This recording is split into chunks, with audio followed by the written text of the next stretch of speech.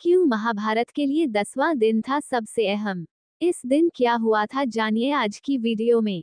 दोस्तों, महाभारत युद्ध के 18 दिनों में किस दिन क्या हुआ था आइए जानते हैं। इस दिन भीम दुर्योधन के बचे हुए सभी भाइयों को मार देता है। सहदेव शकुनी को मार देता है। अपनी पराजय मानकर दुर्योधन एक तालाब में छिप जाता है, लेकिन पांडव द्वारा ललकारे जाने पर वह भीम से गदा युद्ध करता है।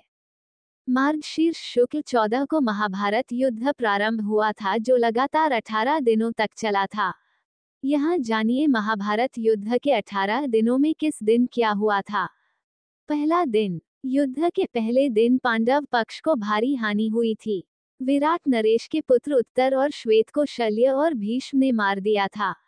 भीष्म ने पांडवों के कई सैनिकों का वध कर दिया था। ये दिन कौरवों के लिए उत्साह बढ़ाने वाला और पांडव के लिए निराशाजनक था। दूसरे दिन पांडवों को अधिक नुकसान नहीं हुआ था।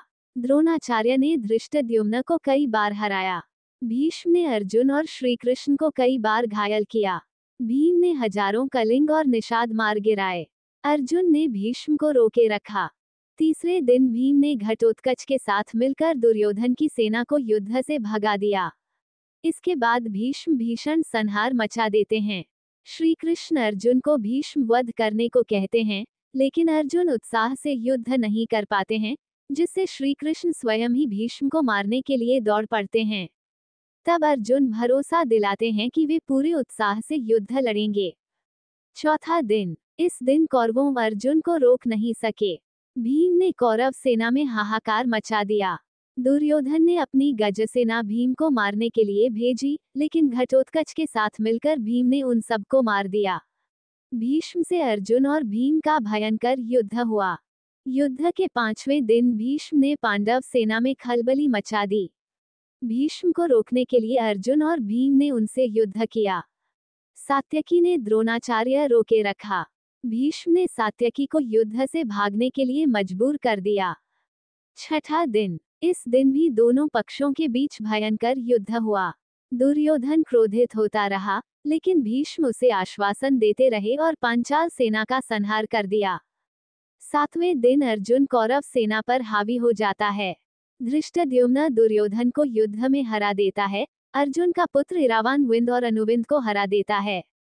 दिन के अंत में भीष्म पांडव सेना पर हावी हो जाते हैं। 8वें दिन भी भीष्म पांडव सेना पर हावी रहते हैं।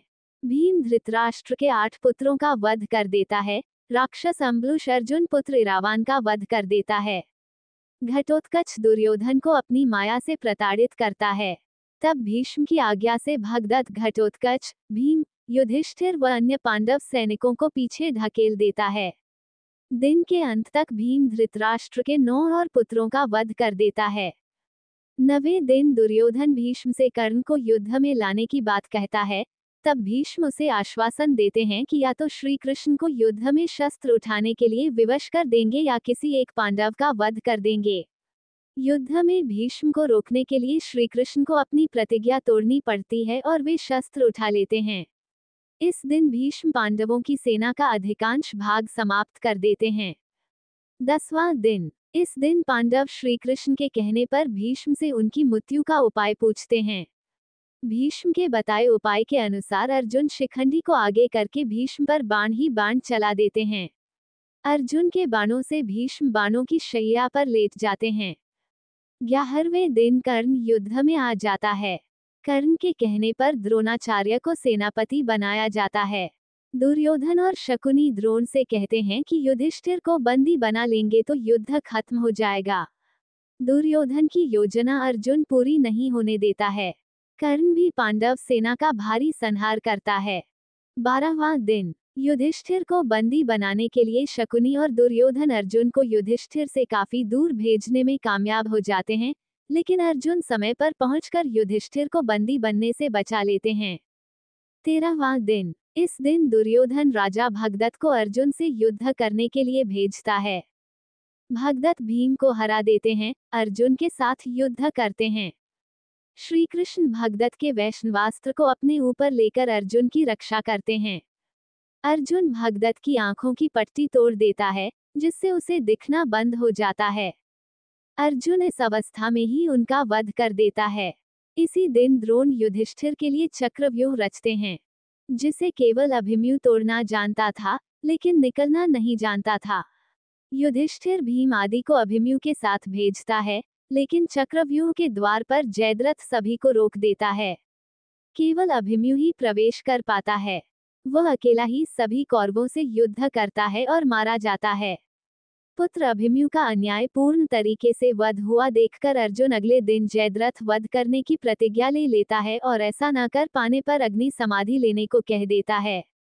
14वां दिन। अर्जुन की अग्नि समाधि वाली बात सुनकर कौरव जयद्रथ को बचाने योजना बनाते हैं।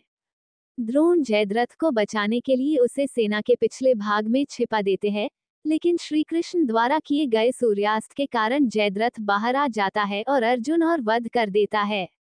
इसी दिन द्रोण द्रुपद और विराट को मार देते हैं।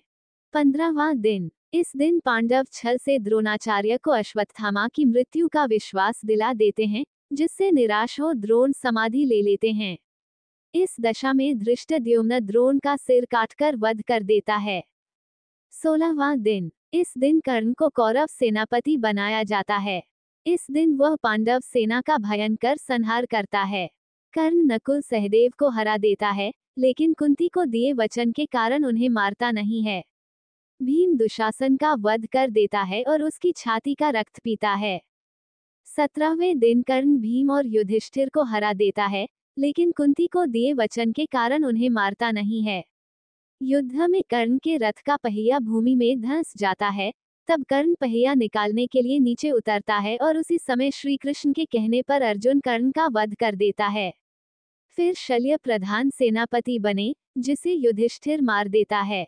18वां दिन। इस दिन भीम दुर्योधन के बचे हुए सभी भाइयों को मार देता है। सहदेव शकुनी को मार देता है।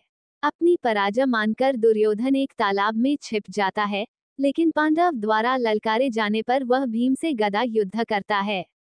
तब भीम छल से दुर्योधन की जंघा पर प्रहार करता है, इससे दुर्योधन की मृत्यु हो जाती है। इस तरह पांडव विजयी होते हैं।